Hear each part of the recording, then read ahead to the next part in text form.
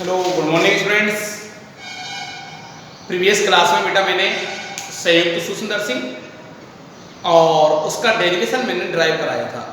Okay, अब देखो बेटा मैंने आपको एक होमवर्क दिया था कि संयुक्त सूक्ष्मदर्शी का आप डायग्राम बना करके मेरे लिए सेंड करोगे, लेकिन कुछ ही बच्चों ने डायग्राम सेंड किया है, तो इसलिए आप ध्यान से सुने इसको। सबसे पहले आप मेरे लिए डायग्राम बनाएं। तो डायग्रामों की प्रैक्टिस है बेटा, इसमें मैथमेटिकल तो हर कोई बच्चा कर देता है, ठीक है ना।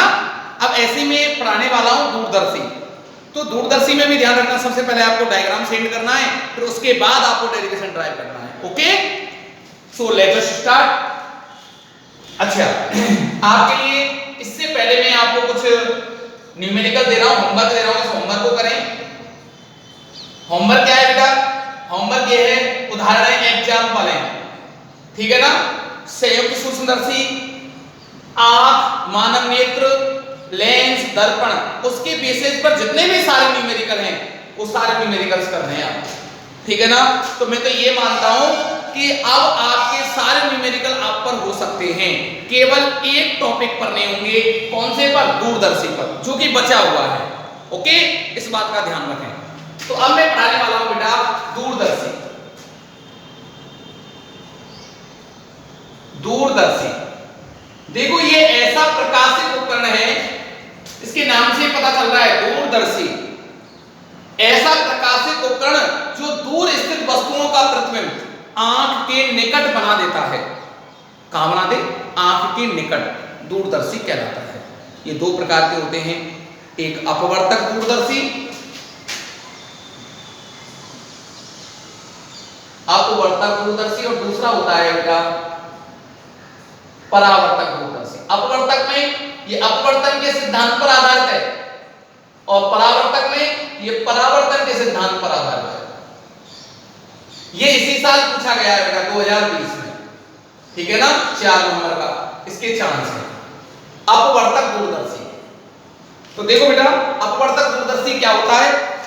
ऐसा, ऐसा दूरदर्शी जो दूर स्थित वस्तुओं जैसे आकाशीय पिंड, ग्रह, ओके, तारे, स्टार्स जो होते हैं, उनका प्रतिबिंब आंख के निकट बना देवे, और आंख के निकट बना देवे जिससे दर्शन कोण का मान बढ़ जाता है। इसी प्रकाशीय युक्ति को हम अपवर्तक दूरदर्शी कहते हैं, जो कि अपवर्तन के सिद्धांत पर आधारित है। कौन से सिद्धांत पर आधारित है बेटा? अपवर्तन के सिद्धांत पर आधारित है। तो आज हम जो डिस्कस करने वाले हैं वो अपवर्तक दूरदर्शी को है, ठीक है ना बेटा। डेफिनेशन समझ में आई गई आपकी में। अब अपन को डायग्राम बनाना है। अपवर्तक दूरदर्शी, ये ध्यान रखना, नंबर 1। अच्छा, एक बात बताओ, अपवर्तक दूरदर्शी में हम क्या करते हैं? दूर स्थित वस्तुओं का प्रतिबिंब बनाते हैं। कहां? आंख के निकट।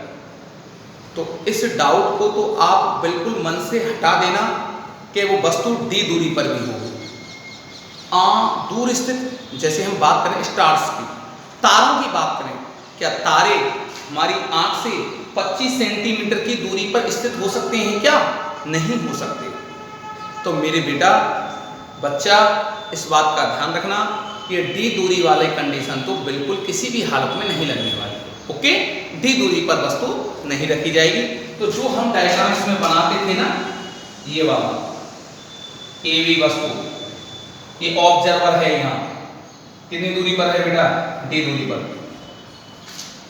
नोट, ये डायग्राम तो बिल्कुल नहीं बनेगा। क्यों भाई? d दूरी पर तो किसी हालत में हमको, जैसे हमको स्टार्स देखने, हमको स्टार्स यहां से दिख ही ना रहे, वायुयान उड़ रहा है ऊपर काफी दूरी पर, हमको आवाज ही सुनाई दे रही है, नहीं दिख रहा, क्या उसको d दूरी वाली कंडीशन ले सकते हैं? बिल्कुल नहीं लेंगे। ओके बेटा, इस बात का आप लोग विशेष ध्यान रखें। तो इसमें सिर्फ और सिर्फ एक डायग्राम बनेगा। अच्छा, तो बेटा ये भी आपकी बात क्लियर हो गई कि दूर स्थित वस्तुओं को हम d दूरी पर नहीं रख सकते, 25 सेंटीमीटर की दूरी वाली कंडीशन नहीं ले पाएंगे। अब दूरदर्शी का चित्र बनाने से पहले आपको एक बात और ध्यान रखनी है, वो क्या है कि मैंने आपको बताया था कल जब मैं संयुक्त सूक्ष्मदर्शी का डायग्राम बनवा रहा था तो मैंने एक बात बोली थी, अपवर्तक दूरदर्शी का जब भी डायग्राम बनाए तो लेंसों को उल्टा लगा दिया। उल्टा कैसे लगा दें? संयुक्त सूक्ष्मदर्शी में वस्तु की तरफ कौन सा लेंस होता है? छोटा। बोलो मेरे साथ, कैसा लेंस होता है? छोटा। पीछे काफी बड़ा, ये छोटा ये बड़ा। दूरदर्शी में उल्टा, छोटा लेंस पीछे और बड़ा लेंस आगे। वस्तु की तरफ बड़ा लेंस होगा। क्यों होगा बड़ा लेंस? क्यों होगा? इसलिए होगा कि वो ज्यादा से ज्यादा प्रकाश को उस वस्तु से अवशोषित कर सके। क्यों? क्योंकि वस्तु बहुत दूर है, तभी तो वो स्पष्ट दिखा पाएगी। आंख के पास छोटा लेंस रखा है और आंख को तो छोटा लेंस ही तो चाहिए, अपन को देखना ही तो है उस लेंस में से। बात समझ में आती है ना? कोई डाउट तो नहीं है? क्लियर? ओके। चलो तो बेटा हम इस डायग्राम को बनाते हैं। तो ध्यान रखना, इस डायग्राम को बनाने से पहले पेंसिल का यूज लेना है, स्केल का यूज लेना है। ओके, और ढंग से आपको बनाना है। चित्र आपका बन जाए, आप मेरे लिए पहले सेंड करोगे तभी हम आगे बढ़ने वाले हैं। ओके, तो देखें बेटा,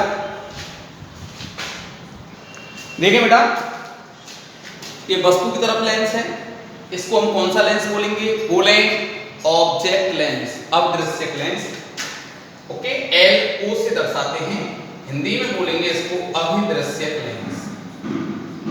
क्यों बताओ? क्योंकि ये वस्तु की तरफ है। इसे कौन सा लेंस बोलेंगे? आंख की तरफ है, अभिनेत्र लेंस, अभिनेत्र लेंस एल, ये अदृश्यक लेंस एल। इसमें कोई डाउट नहीं होना चाहिए। वस्तु की तरफ, अच्छा, वस्तु की तरफ हमेशा कैसा लेंस रखते हैं, इस बात का विशेष ध्यान रखें आप लोग। हाँ देखें बेटा, संयुक्त सूक्ष्मदर्शी का सेम उल्टा होता है। वस्तु की तरफ कौन सा लेंस होता है? इसमें अदृश्यक लेंस होता है। यहाँ लिख देंगे अभिदृश्यक लेंस।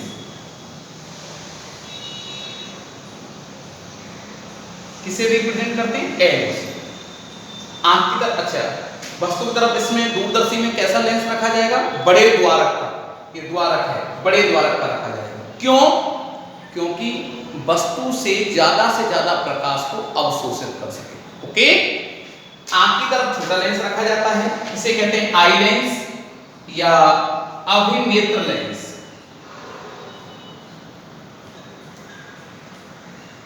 अभिनेत्र लेंस एल ई से दर्शाते हैं। ओके बेटा, कोई डाउट नहीं है भैया जी। अच्छा, एक बात ध्यान रखना, ये बहुत दूर स्थित वस्तु है, बोल लें आकाशीय पिंड, आकाशीय वस्तु, कोई भी आकाशीय वस्तु है उसका नाम दे दिया मैंने ए। ठीक है ना? एक किरण ये बिना विचलित हुए सीधी निकल जाएगी। चित्र का विशेष ध्यान रखें, एरो का चिन्ह जरूर लगाएं। ये ऊपर से जा रही है, इस प्रकार से इसका अपवर्तन होगा, इस प्रकार से ये निकल जाएगी। और ये कहां से होकर जाएगी बेटा? अच्छा, कहां से होकर जाएगी? एक बात ध्यान रखना मेरे प्यारे बच्चों, कि जब ये किरण ऐसे जा रही है तो जब ये मुख्य अक्ष के देखो समांतर जाती इस प्रकार से, तो ये सीधी सी बात है, कहां मिलती? फोकस बिंदु पर मिलती, एफ नॉट। अब ये किसी एंगल पर जा रही है, माना कि ये एंगल कितना बन रहा है? एल्फा। एल्फा कोण पर जब ये जा रही है तो ये फोकस तल पर मिलेंगी। ये फोकस बिंदु हो गया इसका एफ नॉट। कौन से लेंस का? इस लेंस का। ये बड़े द्वारक का है ना, तो इसका ये हो गया बेटा एफ नॉट, इसका इमेज बनेगा A dash B dash, F naught. कोई डाउट नहीं है? बताओ। आगे पीछे की खिसकाने की व्यवस्था, दोनों लेंसों को आगे पीछे खिसकाने की व्यवस्था क्या कहलाती है? दंड चक्रीय व्यवस्था। क्या कहलाती है? दंड चक्रीय व्यवस्था कहलाती है। अच्छा, अब सुनो, ये इसका फोकस तल है। क्यों? ये इसके समांतर नहीं आ रही, ये एक दूसरे के समांतर आ रही हैं। तो मैंने प्रीवियस क्लास में आपको पढ़ाया भी है, ठीक है ना? अच्छा, अभिनेत्र लेंस हो गया। ये अब देखो, कल काफी बच्चों ने जब ये डायग्राम भेजा था तो इन किरणों को समांतर ले जा रहे हैं पीछे। अरे बच्चों, जब ये समांतर जाएंगी तो कहीं मिलने वाली नहीं है, अनंत पर मिलेंगी जो कि दिखती नहीं है कभी। तो ये इनको आगे से फैलाना है। जब आगे से फैलाएंगे, ये भी आगे से फैल रही है। ओके, जब फैलेगी तो पीछे बढ़ाने पर एक बिंदु पर मिलेंगी। आपने अगर इनको समांतर ऐसे बना दिया, रॉन्ग चित्र होगा। ठीक है ना बेटा? तो इसको ऐसे फैलाना है जो मेरे चित्र में दिख रहा है। अब इनको पीछे की ओर ज्यादा बढ़ाएं, जब पीछे की ओर बढ़ाते हैं तो ये सीधी, बिल्कुल सीधी बना, तो यहां काट देंगे, इनको भी बढ़ाओ बेटा पीछे की ओर, सीधी बिल्कुल, टेढ़ी मेढ़ी होगी ना तो बेटा नंबर नहीं मिलेंगे। इस बिंदु पर काटें तो इसकी इमेज यहां बनेगी, A double dash B double dash. इन बातों का विशेष ध्यान रखें। ये डायग्राम नंबर 1 का डायग्राम है। कितनी दूरी पर बनेगा? आंख से डी दूरी पर बनेगा फाइनल। ओके, ये वस्तु तो दिखेगी नहीं, इसलिए अल्फा ये है और ये एंगल कौन सा है बेटा बताओ? बीटा। ये बीटा तो ये भी बीटा, ठीक है ना? बात समझ आती है? कोई डाउट नहीं है बेटा? इस लेंस से पूछो तेरी इमेज कहां पर है, मतलब प्रतिबिंब कहां पर है, ये यहां पर बताएगा फोकस बिंदु पर। फोकस बिंदु के बीच की दूरी f0, इसमें प्लस में। ओके, इससे पूछो इस लेंस से तेरे लिए ये क्या है, तो ये लेंस क्या कहेगा? मेरे लिए आभासी वस्तु है ये, प्रकाश केंद्र इसका ई, इसका वो था, ये इस लेंस के लिए आभासी वस्तु है। तो इस दूरी को किससे रिप्रेजेंट करते हैं? ऐसे डॉटेड लाइन खींच दिया करो जिससे पता लगे हम यहां से मेजरमेंट कर रहे हैं। माइनस यूई, पाइप की लंबाई को टोटल, पाइप की लंबाई कितनी होगी बच्चों? n होगी, यहां तक पाइप की लंबाई कैपिटल है। ओके बेटा, पाइप की लंबाई कैपिटल है। बात समझ में आती नहीं आती? कोई डाउट तो नहीं किसी प्रकार का? बोले बराबर, ठीक। ओके, ये डी दूरी हो गई, कैसी? माइनस डी, ठीक है ना? इस प्रकार ये डायग्राम आपको बनाना है बढ़िया शानदार तरीका से। अगर आप मेरे लिए जब डायग्राम भेजोगे ना, तो जिसके डायग्राम पर मैंने गुड लिख दिया या एकदम मैंने फर्स्ट क्लास बताया, ओके लिख दिया, तो इसका मतलब उसका डायग्राम बढ़िया है। अगर मैंने उसको रॉन्ग लिख दिया, इसका मतलब उसको डायग्राम दोबारा सबमिट करना है मुझे, ठीक है? ये आज का आपका पक्का होमवर्क है। तो दोनों डायग्राम, संयुक्त सूक्ष्मदर्शी और दूरदर्शी के दोनों डायग्राम आपको मेरे तक भेजने हैं आज हर हालत में। ये आपका आज का पक्का होमवर्क है, ठीक है बेटा? तो ये आप ढंग से देखो, एरो का चिन्ह जरूर लगाएं, एरो नहीं लगाया तो रॉन्ग लिख दूंगा मैं। एरो लग रहा है मेरे में हर जगह, ये बिल्कुल ऐसे समांतर जा रही है एक दूसरे के, मुख्य अक्ष के समांतर नहीं है, एक दूसरे के समांतर, तो फोकस तल पर मिलते हैं।